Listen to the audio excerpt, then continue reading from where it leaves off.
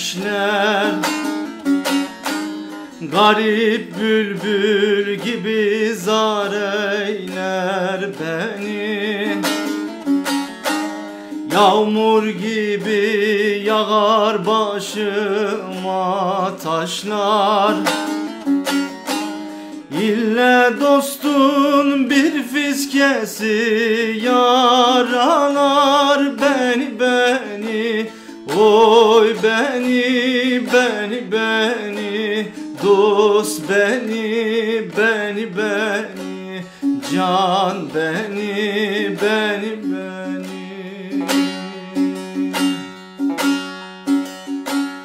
İlle dostun bir fiskesi yaralar beni. Oy beni can beni dost beni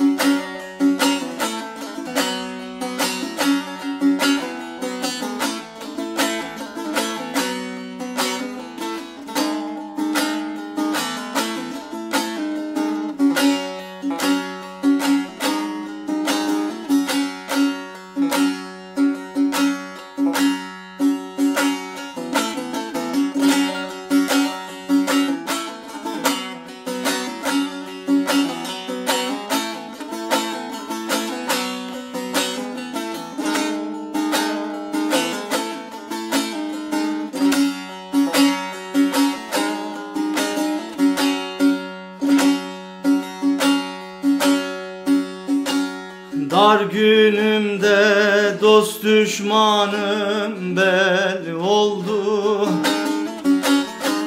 Bir derdim varsa şimdi elni oldu. Ecel fermanı boynuma takıldı. Gerek assa gerek vuralar beni. Oy beni can beni dost beni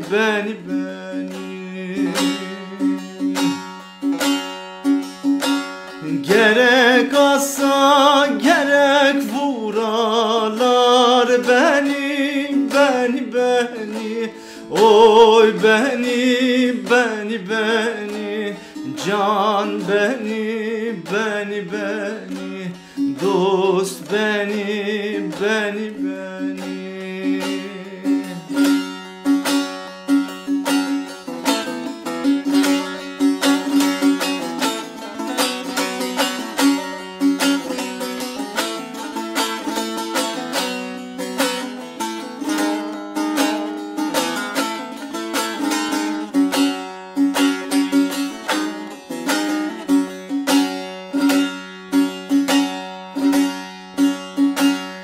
Pir Sultan Abdalım can göğe almaz.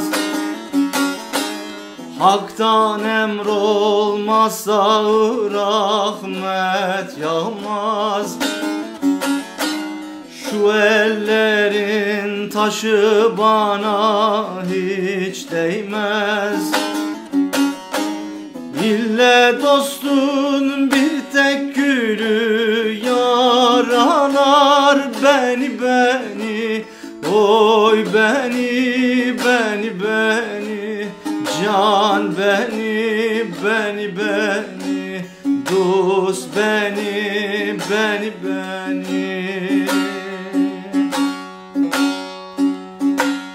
İlle dostun bir tek gülü yaralar beni.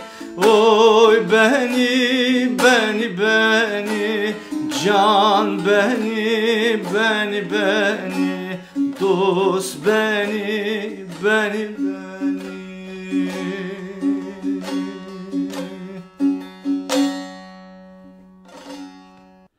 Merci d'avoir écouté cette vidéo.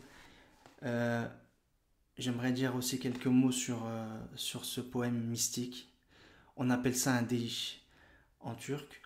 Les déiş sont des airs qui tombent dans le cœur des croyants.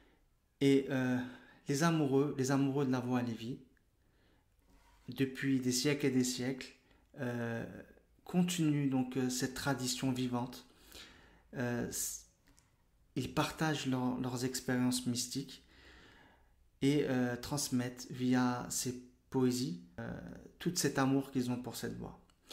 Alors je vais dire quelques mots par rapport à ce déiş qui a été écrit donc, par Pir Sultan Abdal du XVIe siècle. Et ce qui nous communique à travers ces vers, c'est avant tout déjà quelque part sa solitude. Je vais pas revenir sur la biographie complète de Pir Sultan Abdal, mais Pir Sultan Abdal donc était déjà un pir, c'est-à-dire un initiateur, un maître alevi, donc qui est de la descendance de Mohammed, de Ali, par un des imams. Il est là aussi pour former une communauté. Donc lui, il habite dans la région de Sivas, en Turquie actuelle. Et donc Pir Sultan Abdal communique avec ses disciples, il enseigne, il donne des enseignements. Et il s'avère que parmi ses disciples, il va y avoir un certain Khızır Pacha. Alors, on l'appelle Khızır, il s'appelle Khızır. On ne l'appelait pas Khızır Pacha au départ. Mais plus tard, on va voir qu'on changera son nom et les Alevis l'appelleront Khınzır Pacha. Donc il y a un petit jeu de mots entre Khızır et Khınzır. Khınzır qui veut dire tout simplement porc. Parce que c'est une personne qui s'est laissée aller à l'obscur. C'est-à-dire à tout ce qui fait que dans l'âme, tout ce qui est obscur dans l'âme finalement, il s'est laissé abandonner à ces choses-là. Donc l'histoire est finalement simple. Pir Sultan Abdal forme Khızır Pacha et celui-ci en fait essaye de convaincre son maître de partir se former dans les madrasas en fait, donc dans les écoles coraniques, juridiques de l'Empire, finalement pour espérer accéder à un haut niveau, à une bonne position dans l'État. Et encore une fois, l'enfer est pavé de bonnes intentions, donc il présente ses bonnes intentions au maître, mais le maître finalement sait ce qui va advenir et le met en garde. Mais Khızır à cette époque-là donc insiste longuement et finalement le maître le laisse partir. Et des années après, il va revenir. Il va revenir comme un pacha finalement. Il va revenir comme représentant donc de l'empire et finalement les Alevis et leur amour pour le Shah est très mal vu à l'époque puisque l'empire est en guerre contre l'autre empire. Donc l'Empire ottoman est en guerre contre l'autre empire voisin qui est l'Empire safévi. Et l'amour pour le Shah est mal vu, puisque même si le Shah peut dénommer bien sûr l'imam Ali, on peut parler aussi de Dieu finalement, Shah c'est le Dieu, il y a peut-être aussi une crainte d'une perte d'autorité des Ottomans. Et finalement, Khızır Pacha va demander à Pir Sultan Abdal de venir et celui-ci va refuser à plusieurs reprises. Il va le ramener de force et il va montrer un autre visage.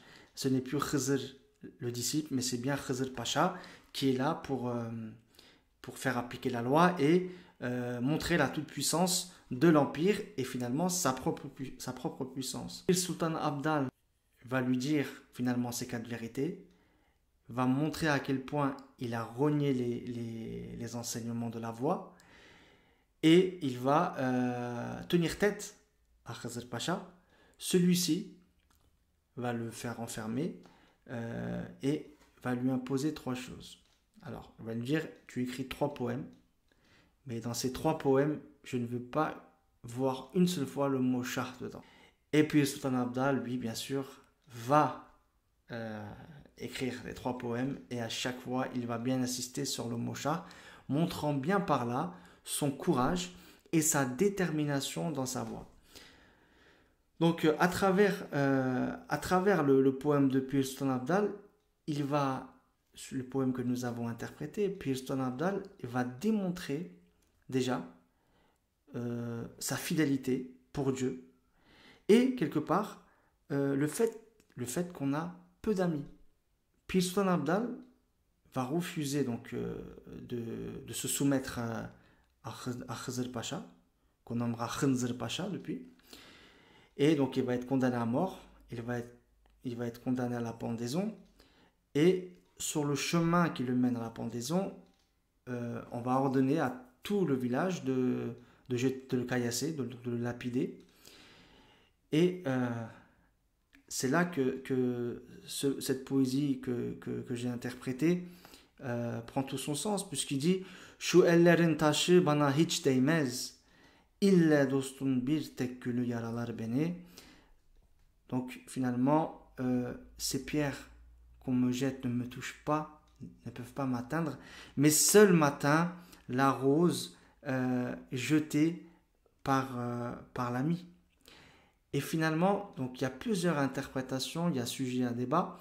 Il y a une interprétation qui dit que tous les villageois ont jeté des pierres, mais que le Moussahib, donc le frère initiatique, le frère de la voix de Pir Sultan Abdal, lui n'a pas pu jeter la pierre, mais finalement ne s'est pas vraiment opposé et a refusé donc finalement de siéger à côté de son frère et de finalement partir à la pendaison avec lui. N'ayant rien fait, finalement, au dernier moment, il ne prend pas la pierre, mais il jette une rose. Moi, à titre personnel, j'ai un peu de mal avec cette version, puisque finalement, s'il jette la rose, c'est aussi par compassion envers son ami, et il n'a pas pris part à côté de lui. C'est vrai, on peut voir ça comme un manquement, mais il y a peut-être une autre interprétation possible qui va plutôt me satisfaire moi. C'est que finalement, cette rose qu'il reçoit de l'ami, c'est son véritable souci. Dans sa vie, lui, ce qui lui importe, c'est tout simplement l'être aimé, c'est-à-dire Dieu, c'est-à-dire Haq, c'est-à-dire le vrai. Et Pir Sultan Abdal, son seul souci, c'est ça. Il ne voit plus les pierres qui le touchent. Il ne sent plus les pierres qui le touchent. Alors, bien évidemment, pour ceux qui connaissent un peu l'histoire de la mystique en islam en général, on retrouvera de très fortes correspondances avec l'histoire de Halaj Mansour. Effectivement, il y a une scène à peu près similaire pendant son exécution. Finalement, c'est la même finalité, puisque un Halaj Mansour comme un Sayyid Nessimi, comme Pir Sultan Abdal, ont finalement sont allés jusqu'au bout du chemin et ont choisi de mourir par amour envers Dieu, par amour envers la voie. Il faut vraiment comprendre que ces poésies, ces poèmes, ces deish, ces nefes qui sont interprétés par beaucoup de monde ne sont pas que de simples musiques, ne sont pas que de simples chansons. Elles sont véritablement tout un enseignement ésotérique d'un vécu, d'une vie, d'une expérience, et qui parfois peut mener à la mort. À la mort. Dans tous les cas, elle mènera à une mort mystique, c'est-à-dire une mort en Dieu, c'est-à-dire cette mort avant la vraie mort. Mais parfois, effectivement, ça a été le cas pour beaucoup aussi, en prenant exemple finalement sur les imams, les 12 imams, qui pour la majorité donc sont tous morts, même non pas la majorité, mais l'ensemble, sont tous morts pour la voie. Hein, ils ont été assassinés, empoisonnés, par amour de la voix. On retient bien sûr la figure de l'imam Hussein, qui lui est mort aussi à Kerbela, face à l'injustice. Et donc, quelque part, Pir Sultan Abdal, comme d'autres, sont vraiment dans cette continuité, en tant que descendants charnels, spirituels, ils sont morts pour l'amour de Haq Mohammed Ali.